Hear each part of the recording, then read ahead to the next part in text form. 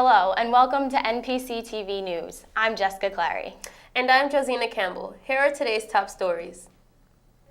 In international news, the American journalist who broke the first stories about the National Security Agency's global spy program says it is a part of the American government's efforts to increase its influence and power around the world and gain economic advantages. Glenn Greenwald, who is based in Rio de Janeiro and writes for Britain's Guardian newspaper and the Washington Post, told a Brazilian Senate committee on Wednesday that the U.S. government lies when it says that the aim of the NSA spy program is to combat terrorism. Pope Francis has grabbed headlines with his off-the-cuff homilies, crowd-pleasing one-liners, and lengthy interviews during which he has pontificated on everything from the Church's obsession with rules to how he won't judge gays. But his chattiness has gotten him into some trouble, and the Vatican has gone into damage control mode to clarify, correct, or put his comments into context. And that's all for international news. We now go back to Jessica Clary. Today in national news, there's been a shooting at the federal courthouse in Wheeling, West Virginia. The U.S. Marshals Service say a man with an assault-type rifle fired 15 to 20 shots at the courthouse before security officers returned fire, critically injuring the man. A deputy says one officer was hurt by shattered glass inside the courthouse, but no other injuries were reported. If the Senate confirms her, Janet Yellen is going to hold a critical post as the nation continues its economic recovery. President Barack Obama today nominated Yellen to be the chairman of the Federal Reserve. She'd replace Ben Bernanke, whose 8 years at the helm of the Fed ends in January. Yellen currently holds the number 2 spot at the Fed. As the partial government shutdown starts its second week, House Republicans plan votes today on restoring death benefits to the families of fallen U.S. troops.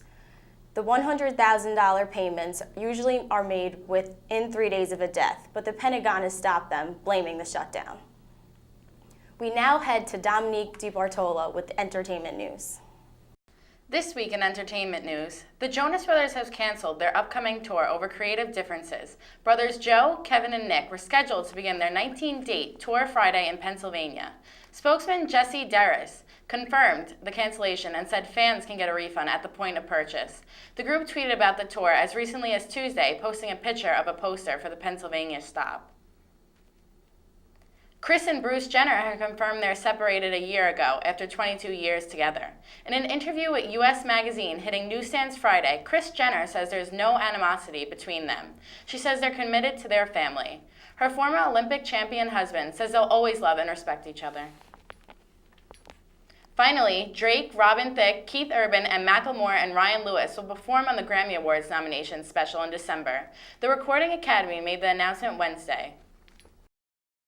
But it would be safe to keep your distance until No secret that laughter makes you smile. reliable sources say that chicken soup has found their way out of this dangerous, but they are returned.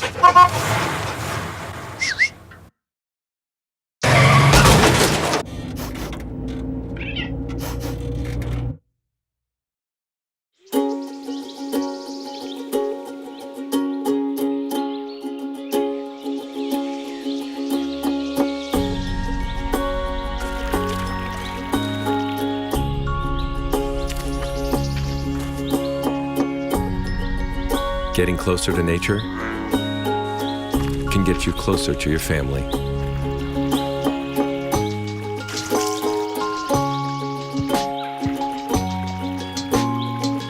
Go to discovertheforest.org. This week in New Paltz, students have been concerned over the new bike permit policy. Our reporter, Ann Jacobs, has the inside story. Let's take a look.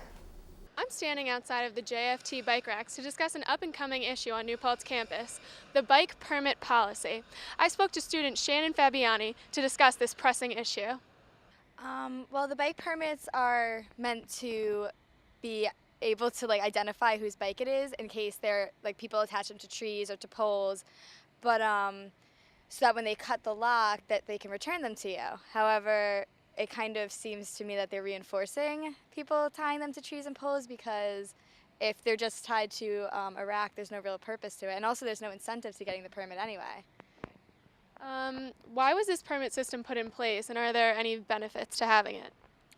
Well, the permit system was put into place, like I said, to like know whose bike it was when they had to cut the lock if it's attached to a tree or a pole, because they apparently it's unsightly when bikes are attached to trees and poles.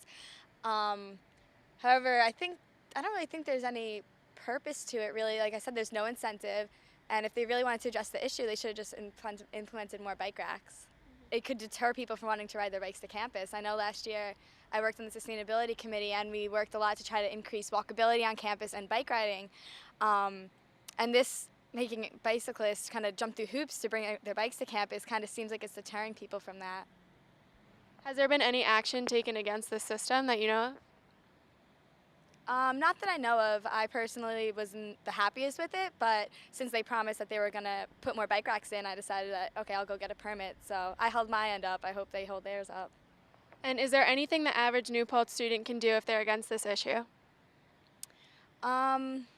I guess I would say go talk to the people in the parking office, maybe. I mean, I spoke to some people in the maintenance, and they kind of told me their perspective of it, that it was like an issue to having bikes locked to trees and all of that. But like I said, I guess just kind of keep pushing administration to put more bike racks in. All right, thank you so much.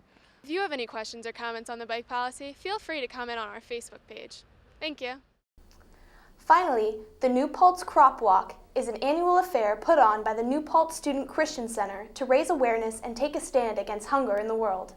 Crop Walk participants are excited to celebrate the event's 40-year anniversary on October 20th. The 6-mile walk starts at SUNY New Paltz's campus parking lot 18 on the corner of South, Mainheim, and Platkill Avenues. Walkers will congregate in the parking lot and then travel together to the rail trail. Back to you guys. And that's all your NPC-TV news this week. I'm Jessica Clary. And I'm Josina Campbell. Thanks for tuning in.